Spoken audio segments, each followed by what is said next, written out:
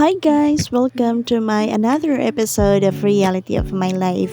I think this would be the episode 8.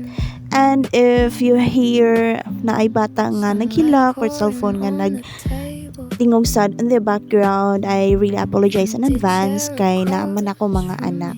So yes, kani siya nga video guys is nanapod ko sa sleeping lounge as usual. Matog jud ko sa in every shift na ko guys, matog jud ko, mapahuway jud ko kay pilom ko sa buntag. Then if ever gani nga na ako'y break, matug jud ko, mag-rest jud ko and I am very thankful nga ang among site is na siya sleeping lounge.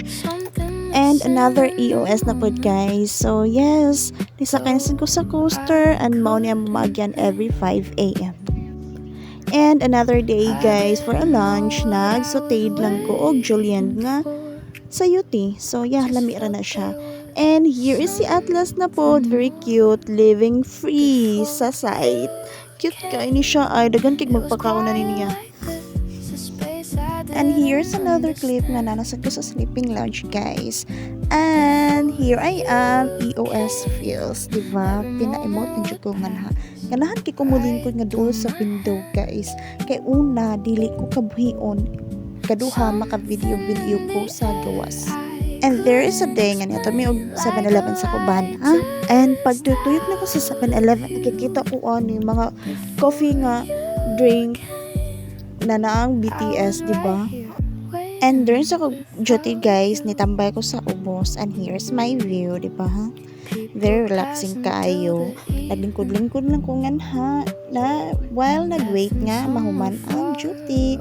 And another lingkod-lingkod na po sad guys. Nag-talk me another time sa ko usa ka manager. And yeah, naglingkod-lingkod lang po gihapon. And with this guys, nagpundok mi sa ko ang team nga mag-eat me og pizza.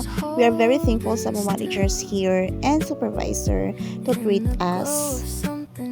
And here is another EOS na sad guys. Dito na ko sa terminal and this will be the last shift for this week.